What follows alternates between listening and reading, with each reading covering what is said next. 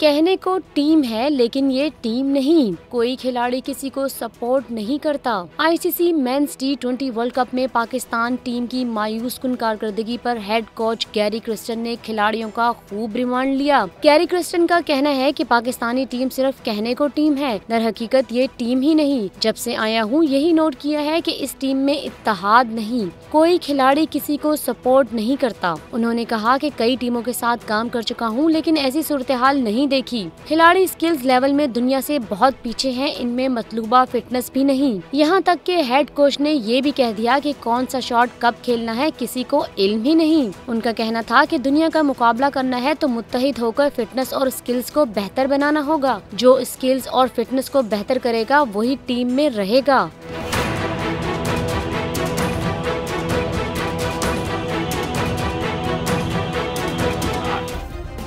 Subscribe करें और bell दबाएं ताकि कोई खबर रह न जाए।